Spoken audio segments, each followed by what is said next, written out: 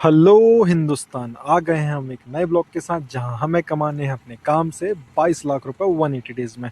और आप देख रहे हैं इंडिया का यूट्यूब में पहला 180 डेज चैलेंज और आज है उसका डे 12। तो रोज की तरह हम सुबह से उठकर अपनी गाड़ी का एक वॉक अराउंड लेंगे। सबसे पहले चेक करेंगे गाड़ी की स्टपनी वगैरह, जैसे करते थे अपन चेक कि ढीली वगैरह हुई तो नहीं है करके स्टपनी चेक करेंगे। उसके बाद हम अपनी गाड़ी के टायर वगैरह चेक करेंगे।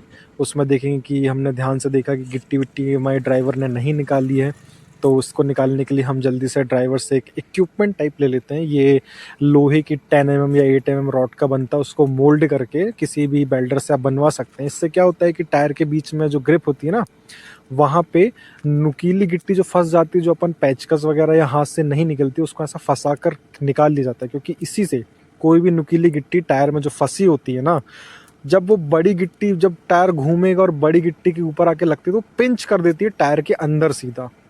तो उसके कारण क्या होता है, टायर पंचर हो जाता है और फिर हमारे काम का ब्रेक डाउन होना, ट्रिप का नुकसान होना।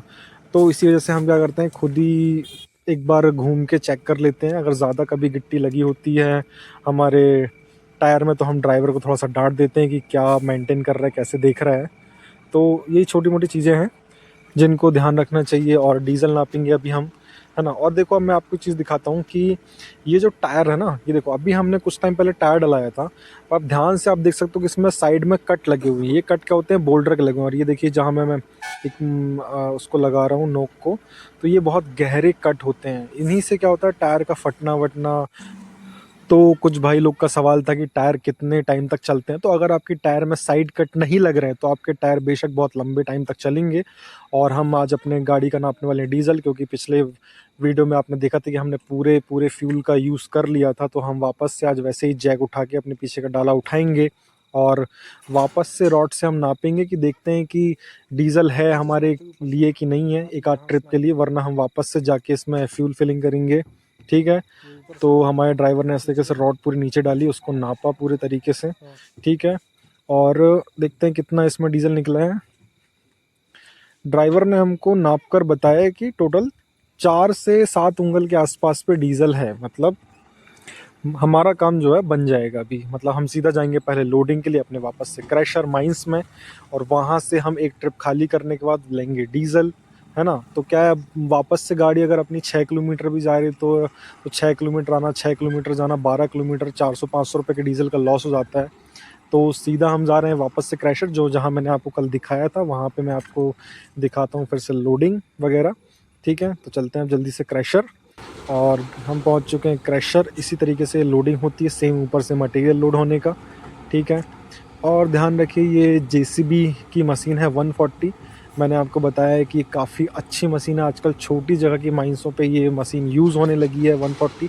इसका एवरेज अच्छा है और बेनिफिट ये है कि ये सेम रेट में ही, मतलब जितने में 210 220 की मशीन जो आप लगाएंगे अपने काम के लिए, वहाँ पे सेम रेट पे 140 की मशीन आजकल छोटे माइंस ओनर प्रेफर करने लगे हैं। क्यों? क्योंकि उनको डीजल कॉस्ट इसमें बहुत ही कम आती है। तो फटाफट इसी तरीके से गाड़ी की लोडिंग वगैरह होती है ना। तो टायर का देखिए, टायर यहीं पे ज़्यादा ख़राब होते हैं। और वीडियो दिखाते दिखाते मैं पीछे हो रहा था और मेरा पैर स्लिप हो गया आपको दिखाने के चक्कर में। तो मैं ये कह रहा था कि इसी तरीके से जहाँ पे अभी देखो, जहाँ पर हमें ट्रक खड़ा हुआ है ना, इसी तरीके से कोई छोटे छोटे बोल्डर या बड़ी सी गिट्टी कुछ भी ना साइड में आके लगती है और जिससे रगड़ के एकदम टायर निकल जाता है और साइड में कट लगते हैं। तो टायर का माइनिंग एरिया पे टायर की लाइफ को आप काउंट नहीं कर सकते कितने टाइम तक चलेगा। वो अपनी किस्मत के ऊपर डिपेंड करता है, क्योंकि जितने भी टायर अभी लगे हुए हैं, जिस दिन हमने लगाया था उसके दूसरे तीसरे दिन ही उनमें जो है साइड कट लग गए थे।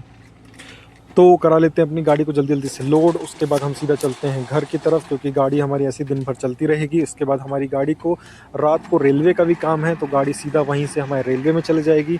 उसके बाद करेंगे हम अपना हिसाब किताब।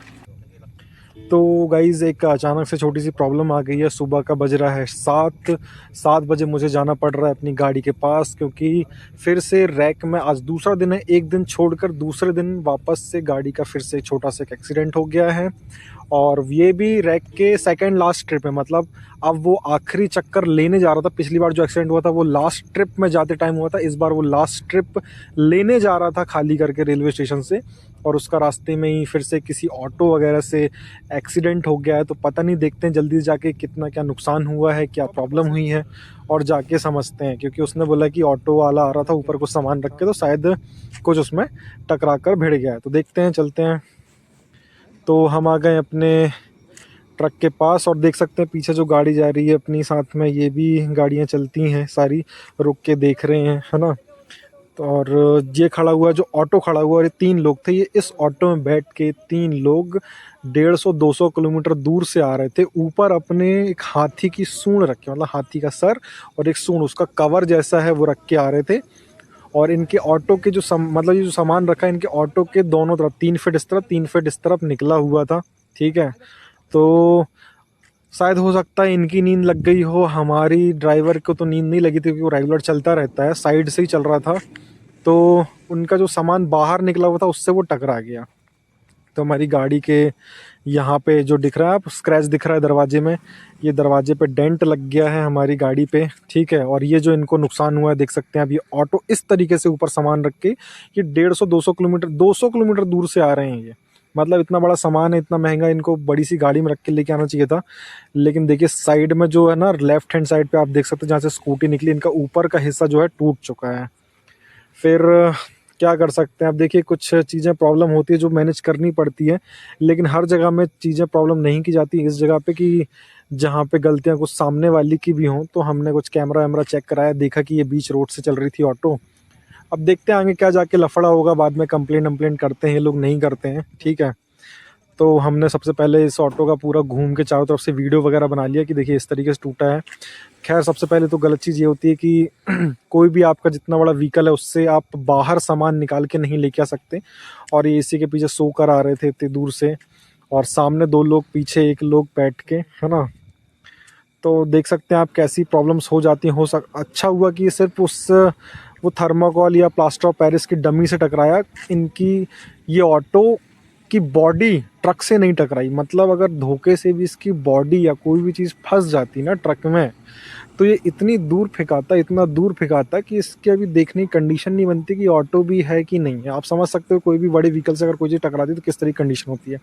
वो तो ऊपर वाले का शुक्र है कि उसने बड़ी प्रॉब्लम को बहुत ही छोटे रूप में दिया, तो हम उसको ये प्रॉब्लम नहीं मानेंगे, हम उसके लिए थैंकफुल होंगे कि हमें कोई बड़ी प्रॉब्लम सामने नहीं आई। ठीक है, हम चाहते हैं कि ऐसी छोटी मोटी प्रॉब्लम मिलती रहें जिससे हमारी बड़ी बड़ी प्रॉब्लम्स कट जाएं उसके चक्कर में। तो हमेशा इन छोटी छोटी चीज़ों से कभी डिमोटिवेट नहीं होना, यही इस लाइन पे जो है ना एक चलने का तरीका है कि हमें कैसे काम करना है, आगे बढ़ना है। तो जल्दी से हम ड्राइवर को बोलते हैं, हमने सेटलमेंट किया और ड्राइवर को बोला कि तुम निकलो, अब गाड़ी चालू करो। और ये लोग भी हमने इनसे बात करके बोल दिया कि अपने मालिक को बताना कि नंबर देखिए क्या कैसा है। और देखिए इस तरीके से बीच में निकले, और अभी आपको दिखेगा कि हाईवा जो निकलेगा, देखिए कैसे वो बीच रोड चल रहा है, हाईवा एकदम इनको फिर से बाजू से निकाल के लेके जाएगा। देखिए पूरा हाईवा ने नीचे काट दिया, रोड से नीचे उतार दिया, उसके बाद वो काट के ले गया। ये भी रैक में जा रही थी गाड़ी, हमारे साथ ही चलती है। तो थोड़ा सा लेकिन टेंशन हो गया कि 2 दिन में 2 बार रेगुलर ऐसे छोटे छोटे कांड हो जाना थोड़ी सी मन में एक शंका बना देता है। ड्राइवर भी हमारा डिमोटिवेट हो गया था, बोलने लगा थी मैं गाड़ी वाड़ी शायद नहीं चला पा रहा हूँ। तो हमने उसको समझाया कि छोटी मोटी दिक्कतें होती रहती हैं। और फिर हम आ चुके हैं अपने घर। तो फाइनली देखा कि सिर्फ इस बिज़नेस में पैसा बस नहीं आता है, कभी कभी ऐसी प्रॉब्लम आती है जो जिनसे आप परेशान हो जाओगे। तो उम्मीद करता हूँ आपको वीडियो बहुत अच्छा लग रहा होगा, तो आप उसको लाइक करेंगे, शेयर करेंगे और सब्सक्राइब करेंगे। और मैं चला गया हूँ अभी अपनी वापस से गाड़ी को चेक करने। गाड़ी लोड करके वापस आ रही थी तो नो एंट्री में खड़ी हुई थी, तो मेरा मन नहीं मान रहा था, मेरा मन था कि जाके मैं देख के आऊँ। तो नो एंट्री में सारी गाड़ियाँ देखो खड़ी हुई हैं अभी सिटी के बाहर, और हमारी गाड़ी भी खड़ी थी। मैंने ड्राइवर को फिर बोला कि नाश्ता वास्ता कर लो जब तक, फुर्सत हो जाओ। और सारा हिसाब किताब मैंने ले लिया क्योंकि गाड़ी खड़ी हुई है लास्ट चक्कर में और वेट गाड़ी का हो चुका है। तो हम ले लेते हैं सारी पर्चियाँ और जाकर करते हैं अपना हिसाब किताब। तो चलते हैं अपने पेन कॉपी पेपर पे और करते हैं आज का हिसाब पूरा।